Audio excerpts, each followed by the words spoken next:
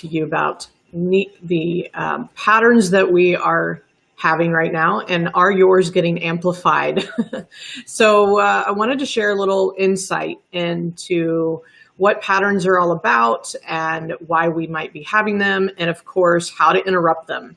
And so I would love for you to say hello if you are here live. If you're on the replay, hit hashtag replay. And if you find value in this, once we're done with this conversation, please share it, tag me in that share, and let's help everyone really connect to what they have control over and what they can do about the patterns that are getting in your way of moving forward and being productive and all of that in this current climate.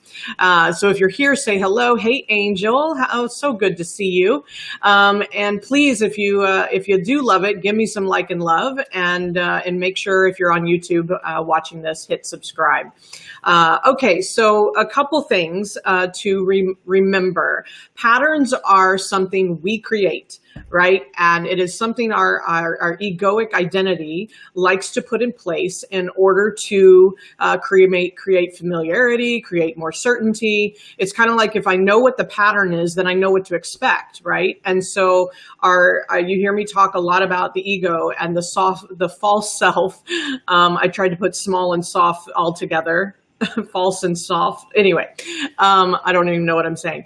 So the false self, right, versus the higher self is probably amplified right now. It's getting louder. It's trying to maintain control, and you might be noticing some of your patterns. I know there's a couple of them for me that are popping up, so I'll tell on myself. One is around food and around eating, and I am stuck in my house, and so all I want to do is think about what's in the refrigerator and what can I snack on and what can I, what can be comforting, right? So I have this comfort food pattern coming up, and I'm very aware of it. And so first step to anything and any change and any clarity is awareness, right? And the second one is around my money stories and my money patterns. And what do I do when things get really rattled and like things become really uncertain? What happens internally for me is I do regress back to some old patterns in my childhood and my early 20s. And I've been in some major hardships. And, for goodness sake, even in my childhood, there were times where we were living on food stamps and not sure where the rent's going to get paid. And so it was very turbulent at times. And then my 20s was a lot of survival, a lot of figure it out, and, all of that. Even though my current reality is not so, gloomy, and some of you may be having more hardships than not, but I would love for you to pull back and look at, have I been here before? Have I been in adversity? And I'm going to say you probably can find a time when you had some adversity. And so whatever egoic, I call them ego tricks, right? Whatever tricks are playing you right now are probably going back to the pattern in order to create the certainty. So I want to share 3 things with you today that just to give you some direction and some guidance. And I would love for you to share your light bulb moments if you recognize any while we're going through them. And so number 1, I'm going to write these down for those that are visual, right? Number 1, need for control. So what's the first thing you want to know is that the egoic mind has most likely entered a sense of fight or flight or freeze, right? Our nervous system is like, holy cow, what do I do, right? And so which in this state, it compounds our need for control and protection. And that's all the ego is trying to do. That's all that our kind of false self, as I call it, that simple part of us, is trying to do, is trying to protect us. Even this morning, I woke up and I noticed some chatter going on, and I'm like, wow, where is that coming from? And I'm recognizing the pattern that it's coming back to, so that it finds its expectation, it finds its certainty. Just notice if you can count 1, 2, 3, 1, 2, 3, then if you're at 1, then 3 is going to show up. Well, that's a pattern, right? And so our ego is like looking for what's the pattern? How can I figure this out? So where have I been before? And either you're going into the freeze, which is potentially you're paralyzing yourself because you're like, I don't want to experience this. I don't want it to happen. I don't want to look at this. And so then you might be feeling stuck or out of sorts, right? And I've gone through all this over the last couple weeks, by the way. And so these techniques that we have, these go-to protection mechanisms are not new. I just believe right now they're being amplified for everyone. And so my encouragement is to get a sense of what are you trying to control? What are you trying to control and keep contained, right? And what patterns are popping up for you? What stories are which is number 2, what stories are getting revisited? So our false self is living out loud right now, which means the past stories and the patterns and the limiting beliefs are out front.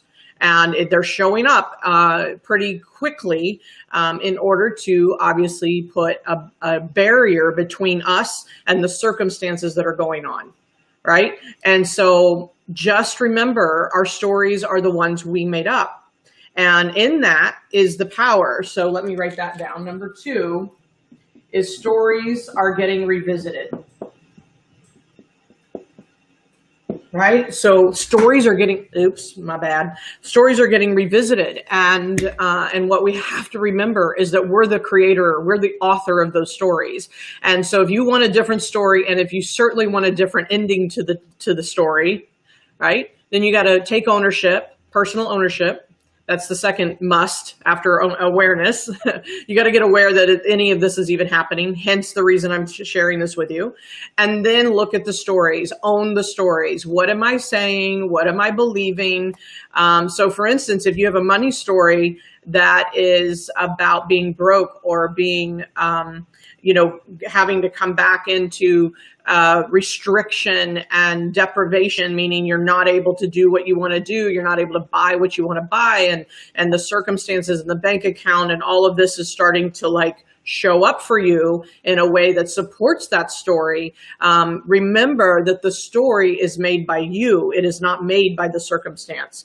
And these stories that we live in, no matter what story it is, because you can also have a story that says, no problem, this is just a moment in time, it's temporary, and what opportunities are inside of this temporary situation that I can actually thrive around. And so that's also a story you can choose. So noticing the stories that you have and being able to, to change that for yourself will generate a different outcome. Have you guys ever seen those books? I don't even know what they call them. I mean, I used to read these all the time as a teenager, where you would read a page and at the bottom, you got to choose the next, the next scenario or the next, situation or something like that. Like you were kind of authoring the story as you went along. So you would read the paragraph or read the page, and then at the bottom, if go to this page if this is the next thing that you want to read, or the next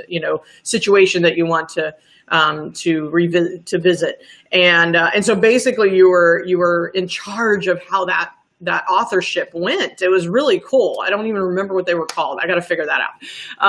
But I do remember doing that. And I was like, wow, this is really neat. You get to kind of control the outcome of the story, even though you don't actually know the end of the story based on the choices you make, which is a really powerful point to make, is that we have to have faith inside of the stories that we're creating.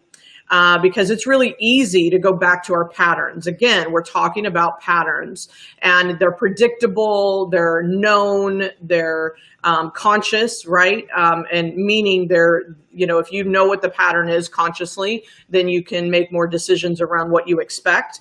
And yet there's an attachment inside of that. And And most likely your ego is trying to take you back to something that's an old pattern that didn't serve you in the first place, but you feel comfortable there because you know what to expect, right? It's predictable. And so stories have to be rewritten right now. They have to be rewritten. So if you're struggling with money, if you're struggling with your emotions, where it's like a roller coaster, and you're feeling sadness, or you're feeling fear, or you're feeling, uncertainty around anything in your world, and you might have stories that are empowering and positive, but then these other patterns that creep in and just kind of like want to sabotage all that. And so the key is to get really clear on what those stories are all about. Okay, so number 3 is the one thing you can do about all this to interrupt it is say, thank you. Thank you, pattern. Notice the pattern, then thank it for revealing itself, right? Thank it for revealing itself. And I'm going to put that over there. So the question becomes, if you can say, wow, I'm seeing this pattern around my eating, I'm looking for comfort food, or I'm seeing this pattern around my money stories and how I regress back to a behavior to try to protect myself from, losing it all, or, all of those different things. And whether you're a business owner or you're an employee or what have you, there are patterns that you have created to try to protect yourself from the future what ifs. And so the third thing you want to do to kind of start interrupting these patterns is to notice the pattern is there, right? Recognize it, take personal ownership for it, and say, thank you. Thank you for revealing yourself to me. And then ask the question, what does it want to protect you from? That's the hack. That's the ego hack. What does it want to protect you from? What is the pattern trying to protect you from? And so I'm seeing, it's like some people are, we have been in a life where everything's busy. We're running to the job. We're running the business. We're taking care of kids. We're sending them off to school and then picking them up and taking them to sports and, all of these different activities and actions and busyness for that matter. And I'm noticing even in my own world, right, that completely has been shut down to some level, like everybody's at home and what that activity looks like is very different in this current climate. And so your busyness that you're used to, the pattern called I'm busy, right? I'm busy, I'm active, I'm doing things, I'm getting stuff done, is getting triggered potentially, or getting, kind of awakened. And then what's happening is like, you've got a lot of, you might have time on your hands, or you might be filling that time right now because even though the activities with the kids, for example, is not happening, it's not happening right now. And yet you're finding things to still fill in the space. Your pattern is to get busy and to avoid the feeling, to avoid the outcome and the what ifs and the what have, so there's a sense of avoidance inside of the busyness about, this is an awesome time to spring clean your house, right? It's an awesome time to spring clean and, clean out the closets and the garage and the drawers and the cabinets and all of those things. Maybe organize your paperwork. All those things are great. But what I'm cautioning is that it's also the best time to spring clean your inner self. And what you might be doing is spring cleaning those closets to stay busy versus looking inward to discover what are my patterns? What's getting triggered right now? How do I actually feel? What's under the surface that I'm not really willing to look at in this moment? All right, so I just want to check in. If you have any light bulb moments going on, number one, have you recognized a pattern? Please comment, share with me what your pattern might be. And then, like I said, one of the ways to interrupt that pattern is to recognize it and say thank you, and say thank you for revealing yourself to me. And then take a look at what is the behavior that you're in that's aligning with that pattern. And is that pattern actually really serving you? There are definitely some old stories and limiting beliefs and patterns that are not my preference. And so it's an opportunity to do the deep cleaning and the spring cleaning of yourself, of your inner self and the inner workings that is really going on for you right now. And I may have shared this in a last week's video, I don't remember. But one of the things that's really coming up for me is I have a pattern of doing. Right. I have a pattern of getting things done and making sure that I figure it out and that I do something about it. Right. And so about a year and a half ago, I really burned out with that behavior and that pattern. And it served me in a particular way, but it also completely broke me down. And so about a year and a half ago, I recognized it. I saw it for what it was. I had to work through a whole bunch of stuff in order for me to surrender, in order for me to let go of that. And then when this pandemic kicked in and the lockdown occurred, the first week, I went straight back to that pattern. I went straight back to, okay, the world's on fire, so time to do something about it, right? And when I'm in an emergency situation, I do tend to go into massive action, and that can serve me in particular situations. But in this one, it's not sustainable. It's like an adrenaline shot, right? And I lasted for about 6 or 7 days, the first week. And at the end of the week, I was like, wow, this level of input and output per se is completely unsustainable. And I immediately started to recognize that I went back to the pattern. I went back to that fight response, right? Like fight, like show up, get in the ring, do something about it. And so it actually was not sustainable. It's like the adrenaline that eventually has to come out of your body. And then what I saw was I am up against, what is that pattern trying to protect me from? And what is it trying to tell me? What's the story and what's the message inside of it? And what I saw is that I have an identity attachment, right? My ego identity attachment to being result driven and doing, right, versus not doing. I'm attached to the achieving, right, and making sure things happen.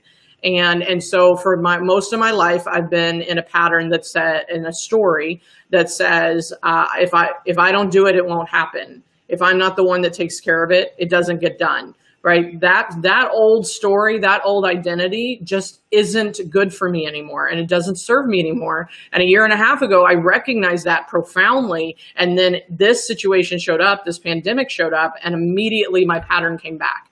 But the good news is it only lasted a week, not 40 plus years.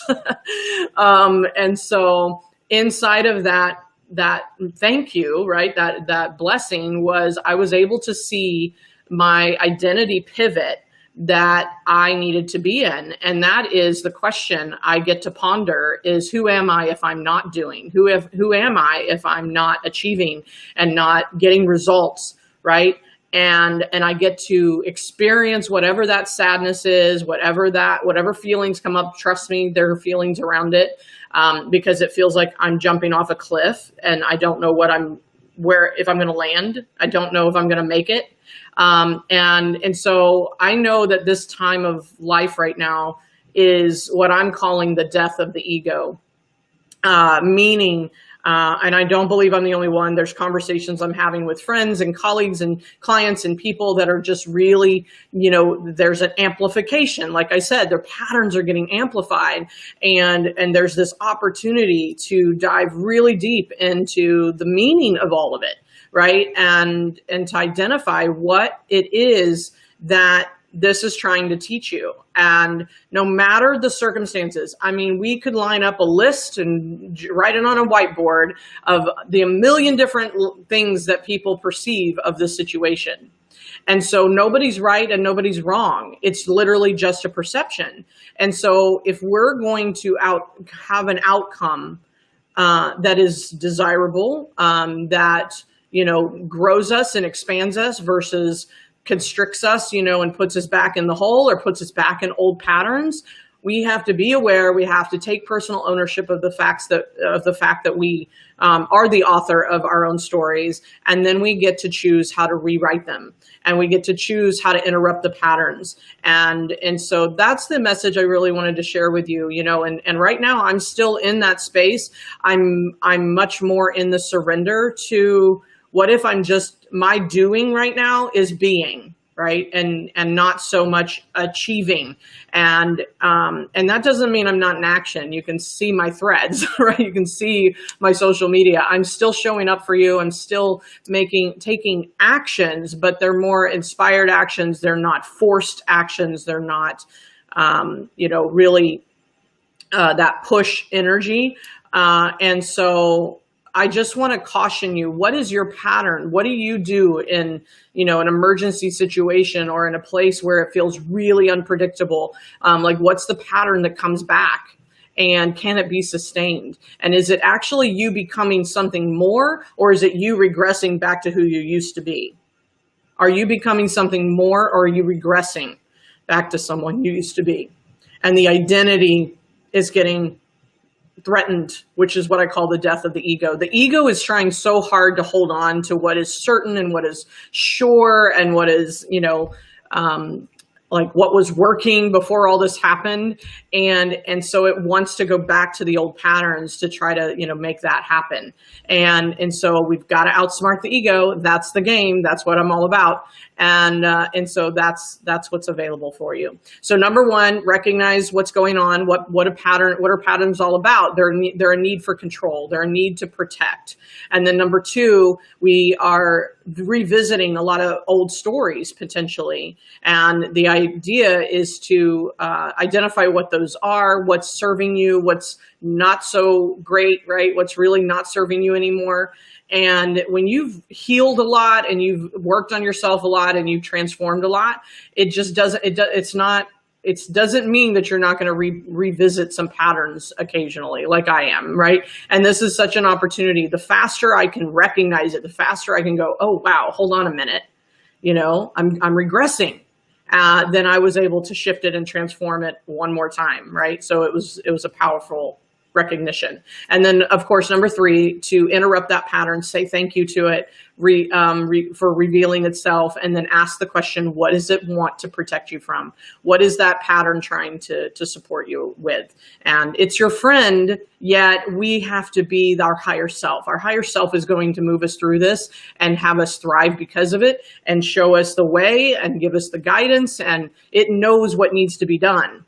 And yet, if you're listening to your ego more than your higher self, then you may just go back to old patterns that don't really serve you the way you want them to. You don't get to where you want to go, because anything that we want that's in the future, like the goals that we're setting and the things that we are desiring out of our life, is going to require the new us, right? Someone that we are becoming, not someone we've already been. Right. And so otherwise you'd already have it. Right. And so that's the trick. That's the rub, as I call it. So please share with me your light bulbs. Again, share this, tag me in the share, give me some like and love, right? Hit the button and subscribe to my channels and conversation to support you in your personal development and your personal growth, especially during this climate and this time of amazing opportunity for evolution, as I call it. So, all right, let me check in. Hey, Julie, good to see you. She says the death of the ego, right? Who am I if I don't have my store? She's an owner of a retail store. Who am I if I don't have my car, house, etc.? Who am I? Yes, that is the question. And I want you to feel that question. I want you to feel the emotions that show up, because that's what we're constantly trying to overcome. And the patterns that we put in place are there to try to overcome that and override those feelings. And yet the feelings need to be felt and just let go, right? And once we let go of those things, then we can actually come from a place of clarity and prosperity, etc. So Yeah, running conversation in your head, great. So true. Avoiding the feeling, right? Focus on looking inward. It's such a great opportunity to focus on the inward, right? And I am guilty. Trust me. I mean, I've been binging some Hulu for sure and watching some Netflix and things like that. And I can see, so there are times where I'm like, I am so avoiding looking at my stuff right now, right? And I just want to go veg out and just ignore that the world is, going through what it's going through. And so, yeah, as long, it's kind of like my job, my goal here is to bring people above the line of consciousness. And what I mean by that is to elevate, it's like if you're unconscious to these things, if you woke up today and didn't realize that maybe I have a pattern that's going on, versus what's the flavor of creamer I want in my coffee, and you're just ignoring the patterns and you're ignoring the things that are running your actions and your decision making, then my job and my mission is to elevate the unconscious to the conscious, which for me means bring it above the line.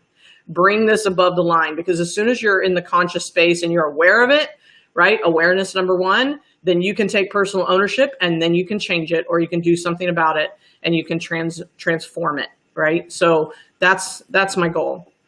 So my outer self protective shield. Yeah. I mean, I feel you, right? It's like this sense of armor. That is what the ego is all about. The ego is our armor. And yet we've given it way too much power. We are safe. We are okay without it. And especially from the emotional pain that we're trying to stay protected from. And it's okay that the ego likes to protect us from those physical dangers, right? Like, move out of the way of the truck, right? If it's driving down the road.